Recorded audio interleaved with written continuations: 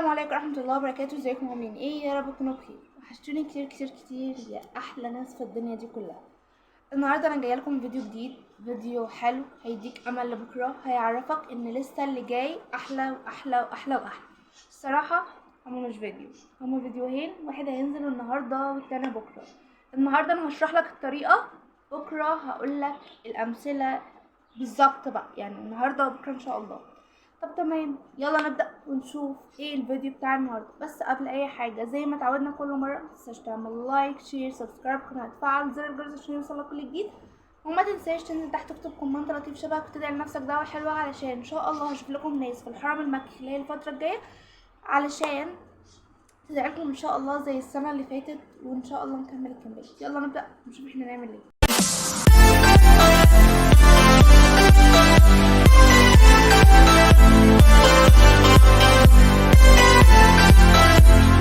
سؤال اتسألته تقريبا من وقت ما اخر فيديو نزل، هو تقريبا كان يوم الثلاث لحد النهارده. انا حرفيا بيجيلي السؤال ده كتير جدا، على صراحه بيجيلي السؤال ده كتير جدا على الانستجرام، بيجيلي على اكونت الفيس اللي انا عامله بيه الجروب، بيجيلي على التليجرام، بيجيلي اسئله كتير جدا جدا جدا. مضمون الاسئله دي كلها، هو انا لو بدات هلحق؟ هو انا هتساوى باللي بدأ في شهر 7؟ هو انا هجيب مجموع؟ ليه تعبين نفسكم؟ ليه محسسين نفسكم ان الدنيا خلصت؟ في ناس لسه بتبدأ ثانوية عامة، في ناس لسه بدأت تنزل دروس في اول 10 اللي هو من 3-4 ايام فاتوا، في ناس لسه ما بدأتش اصلا وهتبدأ في اول 11 وفي نص 12. عادي جدا، يعني اللي فات خلص، اللي فات هنبدله ببكرة. خليك عارف ان اللي جاي احسن مليون مرة من اللي فات.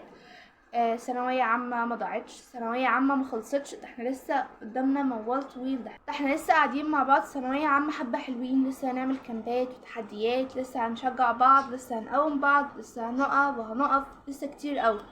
يعني افهم من كلامك ده ان انا لو بدأت اجيب مجموع، هو التطبيق اللي هينزل لك بكرة بجدول البنوتة بكل حاجة حرفيا هي بدأت. ممكن في اخر 10 كمان، مش في اول 10 خالص. ودي كانت اول بنوتة فعلية ابدأ معاها كامبات. انا بدأت الكامبات وكل اللي عارفني عارف ان انا بدأت اخر 2 في اول 3، بس انا فعليا بدأت مع 6 بنات بالظبط. هما 4 في طب، واحدة في صيدلة، واحدة في هندسة. دول اللي انا بدأت معاهم في اخر 10. اول 11 وصلوا مع بعض لمجاميع حلوة، وصلوا مع بعض لحاجة حلوة. طب يعني افهم من كلامك ده ان انا لو بدأت دلوقتي هقدر اجيب مجموع؟ هتقدر تجيب مجموع، بس ده انت ممكن تطلع من الاوائل. ايه ده بجد؟ ايوه بجد.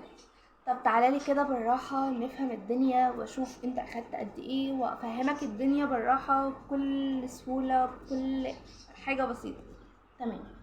انا كطالبة علم علوم اخدت مثلا باب ونص كيمياء، اخدت وحدتين عربي ودرسين ادب على 4 فصول قصة، اخدت مثلا جيو وحدة اولى وحدة تانية او باب اول او باب تاني، اخدت فيزياء اول فصلين. يعني الدنيا كلها بتلعب في باب، في بابين، في فصل، فصلين. عندي حل ليك تخليك تلم كل ده في اسبوع. بتهزري؟ عارفين الكامب اللي انا اتكلمت عنه يوم التلات؟ في ناس بدأت معايا فعليا. عايزة اقول لكم ان هم لموا فعليا منهج شهر 9 خلاص 5 ايام، كنت قد اللي انا قلته لكم. يعني انا كده لو جيت مش هقدر اكمل معاكم، لان انتوا خلاص شهر 9، لا لسه في ناس جديدة ولسه في ناس تدخل جديدة، لسه مستمرين في الكامبات. احنا لسه بنقول يا هادي في الكامبات، الكامبات ما خلصتش، احنا مع بعض لحد ليلة الامتحان ان شاء الله، بل ليلة كل امتحان بكون معاكم، ببسط لكم الدنيا، بفهمكم الدنيا ماشية ازاي، ببقى معاكم بعد كل امتحان اشوف الدنيا عامله معاكم ايه، وبسال على الامتحان قبل ما انتوا تروحوا اوريدي، وبعرف من المدرسين ايه الصعوبه اللي فيه وايه السهوله اللي فيه، هل في حاجات صعبه للدرجه، هل في حاجات واقفه معاكم. اقول لكم ان الناس بتاعت السنه اللي فاتت هي اكتر ناس فعليا اتظلمت، اكتر ناس تنسيق جه عليهم شويه، الامتحانات كانت جايه عليهم شويه، بس عادي احنا ابطال. ما تخليش امتحانات السنه اللي فاتت ولا تنسيق اللي فاتت يزعلك. اقول لك حاجه بقى بكل بساطه، سنه وسنه. يعني ايه سنه وسنه؟ يعني التنسيق بيكون سنه عالي بيكون سنه قليل. يعني السنه اللي فاتت عارفين ان التنسيق كان عالي ان شاء الله ان شاء الله بدون مقاطعه، التنسيق السنة دي هيكون قليل من قبل ما تمتحنوا، من قبل ما تبدأوا ثانوية عامة أصلا. إن شاء الله هيكون قليل. يعني إيه؟ يعني أبدأ واتكل على الله. أيوة، ابدأ واتكل على الله. خلاص، انا كده قلت لك. انا مثلا لو انا طالبة علم علوم وبتكلم على اني طالبة علم علوم، انا كطالبة علم علوم هاجي مثلا النهاردة هاخد اول باب كيمياء، وهاخد اول نص وحدة عربي. طيب تمام، ده هياخد مني قد ايه؟ خليك اول ما تبدا اي كامبو، اول ما تبدا اي جدول مذاكره لسه بتقولي هادف المذاكره، ما تضغطش نفسك بكميه كبيره وتقول عشان انا ثانويه عامه لازم استغل كل لحظه ولازم ابدا بسرعه. هو فعلا انت ثانويه عامه وتستغل كل لحظه وكل الحاجات دي، بس مش من البدايه. ما تجيش تقولي انا لسه معايا. همثلها لك بابسط مثال. معايا طالب كي جي 1 وهاجي اديله اقول له اجمع الخمس ارقام دول مع الخمس ارقام دول، بالتالي الدنيا هتكون صعبة. طب انا حتى لو قلت له اكتب من 1 ل100 ومع 5 دقايق بالظبط، الدنيا هتكون صعبة. طب انا لو جيت قلت له اكتب من 1 ل5 وهسيب لك ال5 دقايق، هيخلصهم ويقعد مبسوط ان هو خلص بدري. طب انا لو جيت بعد كده قلت له من 1 ل10 في ال5 دقايق، هيقدر ان هو يخلص بسرعة. طب لو قلت من 1 ل20، يبقى نفس النظام عليكم. هتقولي هو انتي بتشبهيني بكي جي 1 وكي جي 2 وانا صغير للدرجة دي؟ انت مش صغير، انت عقلك كبير، بس احنا عقلنا دايما بيميل للحاجات الصغيره. انا في تالتة جامعه وعادي بقول لنفسي حاجات. انا لو خلصت كذا هخرج النهارده، لو خلصت كذا مش هبيض محاضرات النهارده. انا كطالبه جامعيه بقول لنفسي كده. فانت عادي، يعني الدنيا عادي، والعقل بتضحك عليه باقل حاجه بالظبط. فكره ان انت تكون بتضحك على عقلك دي حاجه حلوه. يعني انا كده بستخف بنفسي؟ لا خالص. انت كده بتشجع نفسك تكمل، بتشجع نفسك تعمل حاجات اكتر في وقت اقل. طب تمام، نيجي للبوينت اللي عليها الدور.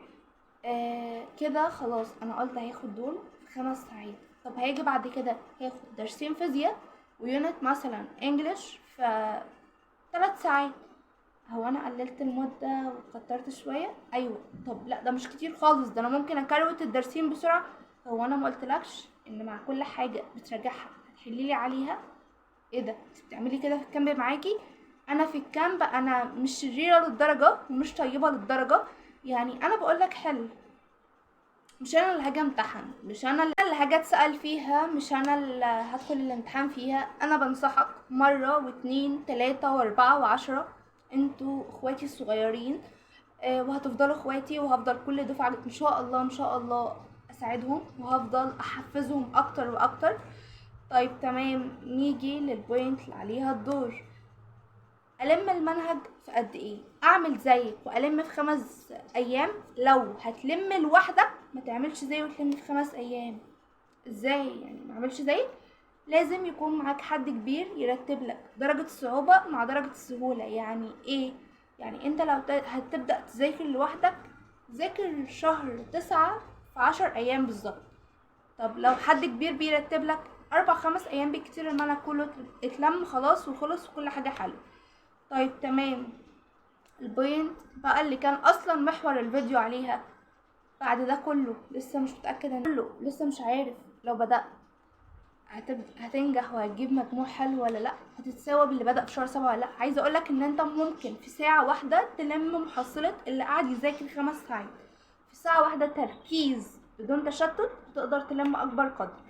استنى بقى الفيديو بتاع ال6 بنات، او هنتكلم عن بنوتة بنوتة كل واحدة لوحدها علشان تكون تحفيز ليكم.